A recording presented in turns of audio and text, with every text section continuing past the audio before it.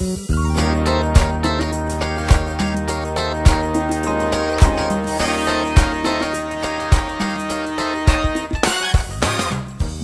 morning, Mosaic Home Group, and welcome to our very first virtual sales rally. At this point, you should have gone over your wins for the week with your team captains in your own office. If you have not done that, go ahead and pause the video and share what are your life wins, real estate wins for the past week. Now, we have heard your cry. It is a lot to make it to 4 different events, driving all the way hours into Tacoma, making it through the traffic back home. So we've decided to keep this meeting 15 to 20 minutes tops. We're gonna try it for the next couple of months. Hopefully it works out. Today, this is a recorded meeting. Next month, it'll probably be a live webinar that we shoot out. I'm gonna start us off with a couple of announcements, and then next we'll have Dan and Andy share. So first of all, we are all receiving Zillow leads. When you see a lead come into Boomtown, we've pretty much cut off Facebook leads, Google ad leads. So if you see something coming into Boomtown, it is a higher quality, more expensive lead. So if you see it, respond to it ASAP. These are not our statistics, but it's an industry-wide statistic that we have not made up. But if you contact that person within 5 minutes, you have a 90% higher chance of successfully converting them than if you can contact them 6 minutes or after. It's just that 1 minute difference. The first 5 minutes is where you have that 90% success rate. And 6 minutes and after, you can see the success on the chart. It just plummets. So Zillow leads, when you see those come in, respond to them ASAP. And secondly, for announcements, if you in any capacity have been paid by Mosaic Home Group over any time in 2017, you should have already received a 1099 in the mail. If you have not gotten a 1099 and you've received a check directly from Mosaic Home Group, so this isn't from the brokerage but from Mosaic Home Group, please come see me so that we can get that sorted out. Thanks everyone, have a great day.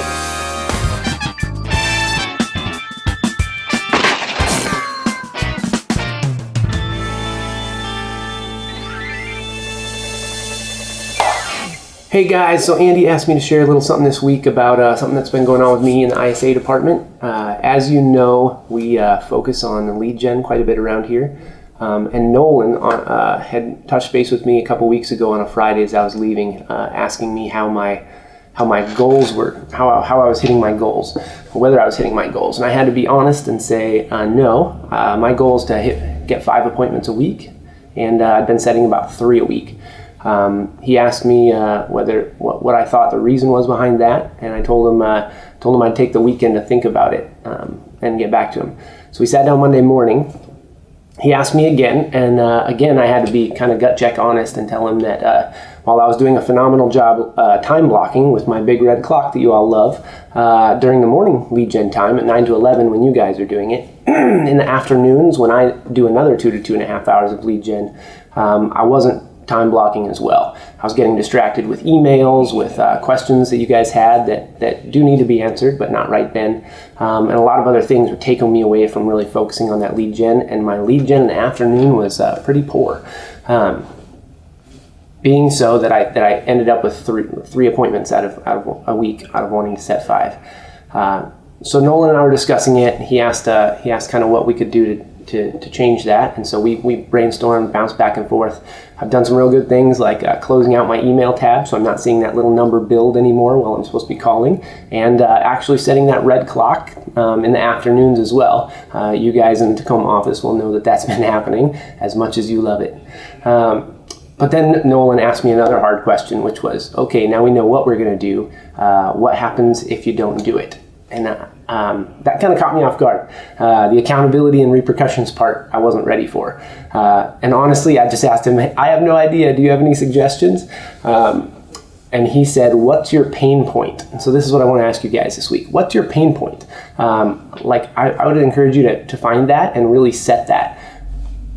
It sounds silly when I say it out loud, but I had to tell Nolan, hey, my pain point is the fridge, the kitchen. How about if I don't hit my lead gen time like I'm supposed to, the next day I don't have access to the snacks, the sodas, the LaCroix, the stuff like that in the kitchen. Those of you, again, in the Tacoma office or who have been in there know how much I love to visit the kitchen for a bowl of cold cereal at 11:30 in the morning or a soda or a LaCroix in the afternoon, and not having access to that is actually quite a large pain point for me. So we set that, and last week, which was when we did it, I ended up really hitting my lead gen time hard. And to be honest, Tuesday, I wasn't able to get it. One of my other tasks bled over into the beginning of it. And Wednesday, I had no access to the fridge. I drank about 9 cups of water out of the water cooler that day, but I had no access to any of the carbonated beverages or the snacks. And it really, as silly as it is, it was my pain point. And the next day, I hit it hard. I ended up getting 4 out of 5 days that week and really hitting it. And tell you what, I set 10 appointments. So I would really encourage you guys, let's take a look at our pain points. Let's take a look at what it is that we can set to not do or not get if we, as that accountability, if we don't hit the things that we're trying to hit, if we don't hit our goals. Because for us, it really worked, and it's carrying on. I've kept that pain point, and so you guys will see, if I don't hit my hour, I'm not going to be accessing the fridge. So let's get those pain points, and let's keep going.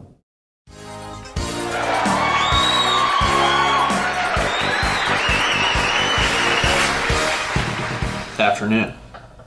How y'all doing? I'm not used to not having crowd response, so I just have to stare blankly at a camera and expect that what I'm about to share is going to be mind-blowing, change your perspective, and help you get on track with goals. Can't do it. I need an audience. So give me a little crowd participation. I'm talking to you, Kelly Lever. Give me a shout out. You're always my biggest fan. Ginger Bailey. Chris Helm, are you standing? You should be standing right now because I expect you to stand at our meetings. That throws the whole thing off if you don't. Hey guys, I'm going to keep this brief. There's 2 things that I want to share with you. One, I want to talk about your blutos and your spinach. Recently, someone came to me and said, Andy, you got us doing the 66-day challenge. You got us working on the power of habit. You got us doing all these behaviors. Why is it that you're also now trying to get us to do this 10-day challenge, this bluto type spinach deal?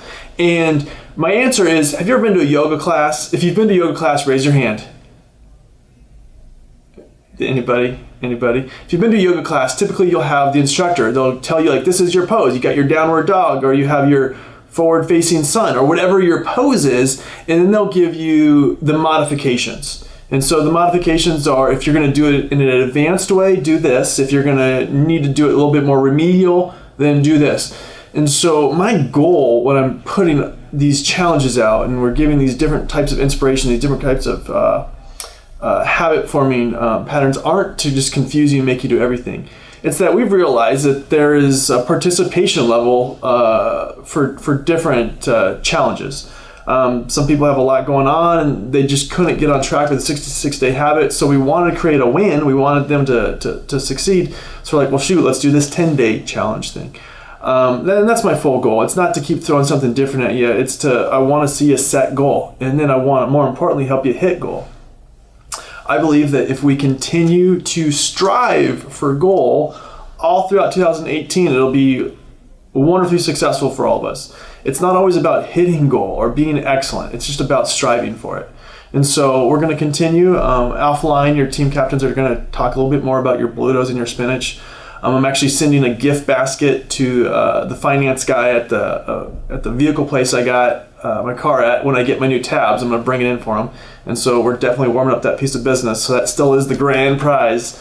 But more importantly, I hope you're just taking a bite out of your spinach and keeping some of these daily habits going. One more thing I want to share with you, and kind of on a different side note, call it my chicken soup for the soul minute. I had something really unique happen to me a week ago that I want to share it with you. Could you guys just see that I burped? I just burped. Could you see it? I'm glad you're in a different room. You couldn't smell it. Something unique happened to me about a week ago, and it really kind of changed my perspective. And now that I'm really happy it happened. So about a week and a half ago, I'm at the driving range, and I walk out there, and I didn't pay for any golf balls because I could see from like the pro shop that there was golf balls already there on the range that someone had already paid for. And so I was like, oh, sweet, I'm just going to go hit those. So I go down, I start hitting those balls that I didn't pay for, but that someone else left for me. And the pro shop guy comes out. He walks up to me, and he was incredibly rude. I mean, even for Andy standards, this guy was rude. And he took the balls away and says, I'm taking these balls away, you're stealing. And I was like, bro, what is going on? What are you doing? Like, this is completely outrageous. His response was much more disproportionate to what I was doing than I anticipated. And he said, I've seen you out here before. You steal golf balls from us. I've even seen you walk out on the grass and grab a handful of balls to hit. I'm like, well, yeah, I have. And I wasn't denying it. I was like, yeah, I've done it. I've done it many times. Like, I've always come out and I'll pay for a round of golf. And if I'm not, I just want to warm up a little bit. I've walked out on the range, grabbed 5 or 6 balls, brought them back, hit them, then got and played golf. And I honestly saw nothing wrong with that. And he's like, you're a thief. You're stealing from us. And I'm completely offended. I'm incensed. But at the same time, I'm like, this guy's calling me a thief. And I felt like I had to defend myself.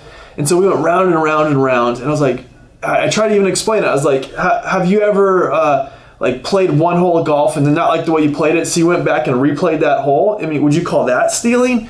And he was just very belligerently calling me a thief. He was yelling at me. I was kind of shaken. I left the course. I went home and I was like, I'm going to write a letter to my congressman. I mean, that's how just fired up I was, how unjustified I felt, how just completely out of line this guy was. And I had to come to grips with the realization, because my wife and I's theme for this year is no bad days. We're going to have no bad days. And so I had to get this right. I had to get this off my chest before I went to bed, because I couldn't let it ruin my day. And I came up with the fact that he was absolutely right. He was 100% to the letter of the law right. I was stealing golf balls when I walked out. Now, was his approach completely asinine and out of line? Yes. Was he just kind of downright mean in the way he was handling it? Yes. But that doesn't change the fact that he was 100% correct. I was stealing golf balls. The next day, I go into the pro shop, I go to the head pro, and I say, I need to apologize to you. I've been stealing your golf balls. Will you forgive me?